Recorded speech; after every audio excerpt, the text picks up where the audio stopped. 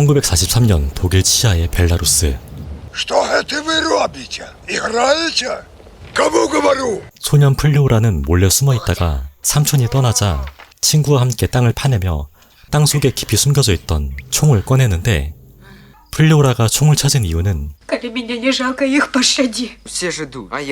파르티잔에 입대해 독일군과 싸우기 위해서였고, 어머니는 때려서라도 입대를 막으려 하지만 어느새 도착한 선전관들이 음식까지 축내며 아무것도 모르는 소년을 전쟁터로 데려갑니다. 주둔지에 도착한 플리오라. 일무대를 지나다 문득 전쟁의 공포를 조금씩 체감합니다. 며칠 뒤 잡일만 하며 점점 지쳐갈 때쯤 드디어 출정 명령이 떨어지는데, 하지만 너무 어렸던 플리오라는 소수 병력과 함께 예비대로 남겨지고 대다수의 병력들이 주둔지를 나갑니다. 출정하지 못해 좌절에 빠진 플리오라. 같은 이유로 기지에 남겨진 여사친 글라샤와 급속도로 친해지던 그때 독일군의 포탄이 주둔지를 덮치고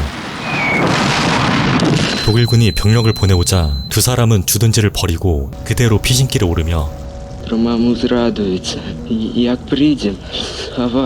다음 날이 되자 집에 도착하는데, 하지만 집에는 아무도 없었고 글라샤는 최악의 상황을 우려합니다.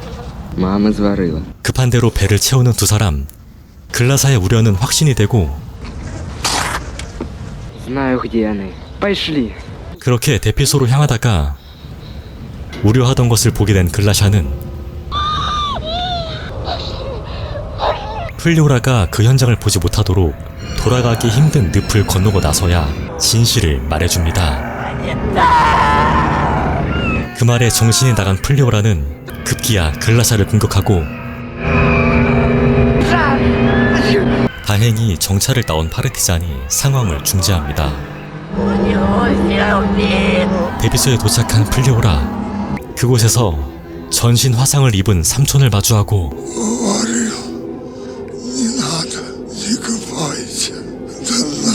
이 비극을 받아들일 수 없었던 플리오라는 극단적인 선택을 시도하죠.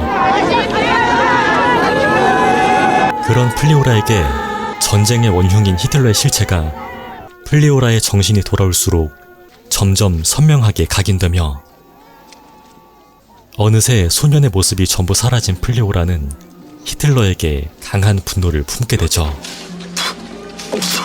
이때 파르티잔의 제안에 따라 플리오라를 포함한 4명의 인원이 식량을 구하러 떠나고 어느새 독일군 진영을 지나는데, 뒤따라오던 2명이 지뢰를 밟아 허무하게 사망하자 플리오라의 사수는 시신 조각을 아무렇지 않게 처리하고, 플리오라 또한 별로 당황하지 않죠.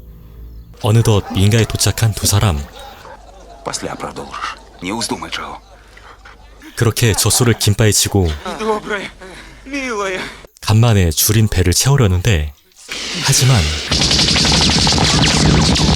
독일군의 총격에 사수가 사망하자 플리오라는 의연하게 총기를 회수하고 소를 지키려 들죠. 하지만 연이은 총격에 소도 사망하고 플리오라는 두 시체 사이에서 밤을 보냅니다. 다음날 소의 시체라도 챙기려던 플로리아. 근처에서 마차를 발견하고 아주 도적놈이 다 돼가는데, 이때 독일군이 근처에 다가오자 그렇게 총기와 장구류를 숨기고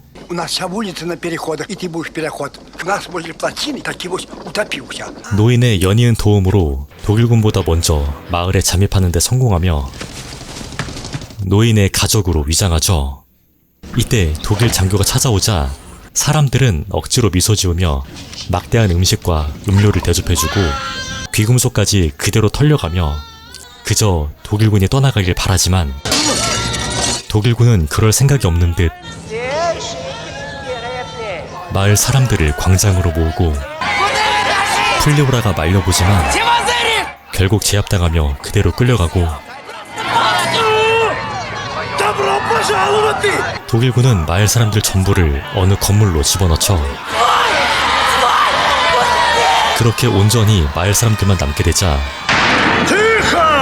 젊은 장교가 미친 소리를 시작하는데, 그럴 부모는 당연히 없었고 가족이 없던 플리오라만이 간신히 빠져나오며 목숨을 부지한 채 포로로 잡히게 되죠. 이때 한 여성이 아이를 데리고 나오지만 독일군은 아이를 빼서 도로 집어넣고 여성만 끌고 간 뒤에 학살을 시작합니다.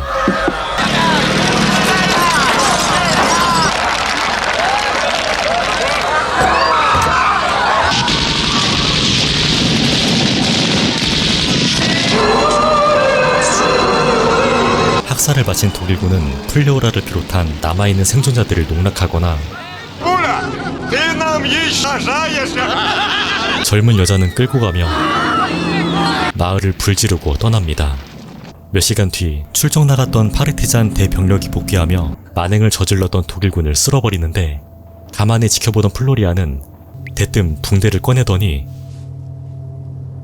붕대를 독일군이 아니라 숨겨뒀던 자신의 총을 고치는 데 씁니다. 어느덧 독일군 소탕이 끝나자 플레오라는 기름통을 든 채 독일군 잔당이 모인 곳으로 향하죠.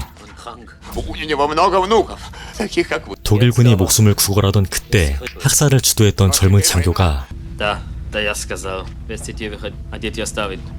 이 상황에서 미친 소리를 시작하는데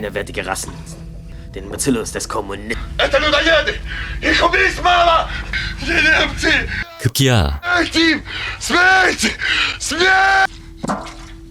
자기네끼리 분열되며 서로에게 기름을 붓고 마침내 불이 도착하는데 파르티잔들은 그냥 총을 쏘며 비교적 편하게 보내주죠. 참고로 불을 가져온 남자는 학살당했던 마을의 유가족인데요. 하지만 독일군과 똑같아지지 않으려는 듯 불을 꺼버립니다. 어느덧 파르티잔은 복귀를 시작하고 플레오라는 물속에 있던 히틀러의 사진을 쏘는데 히틀러의 만행 하나하나에 연신 총을 쏘고 심지어 히틀러의 탄생까지 거슬러 올라가 아기 히틀러를 쏘고 싶어 하지만 마지막 남은 인간성을 유지한 채 총을 내리고 파르티잔 대열에 합류하며 영화는 종료됩니다.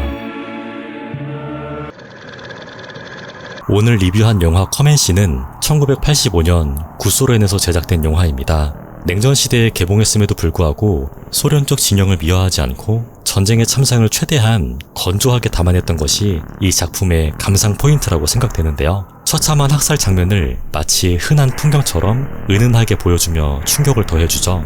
그리고 소년이 인간성을 상실해가는 과정이 마음 아프고 인상 깊었는데요. 처음 전쟁을 경험하고 나서 굉장한 충격에 죽으려 했던 플레오라가 나중에는 동료가 죽는 것을 태연하게 넘기거나 민간인을 향해 대놓고 도적질을 저지르는 장면이 인상 깊었고, 이렇게 앳된 소년이 순식간에 주름진 어른으로 변하는 모습 또한 굉장히 인상 깊었습니다. 그리고 후반부로 갈수록 영화의 메시지도 마음에 들었는데요. 독일군이 마을 사람들에게 그랬듯 불을 질러 잔인하게 복수할 수 있는 순간이 있었음에도 파르티잔들은 총을 쏘며 독일군의 숨을 빠르게 걷어주었고, 유가족이자 최대 피해자인 남성도 결국 불을 내려놓음으로써 독일군처럼 되지 않으려 노력하죠.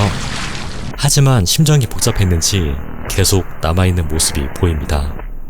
진짜 이 영화를 보고 나서 전쟁은 절대 일어나서는 안 될 것 같다고 아주 강하게 생각하게 되네요. 격동으로 치닫고 있는 요즘 시대에 정말 많은 생각을 하게 하는 영화인 것 같습니다. 제 리뷰가 좋으셨다면 구독과 좋아요 부탁드립니다. 강한무비였습니다. 감사합니다.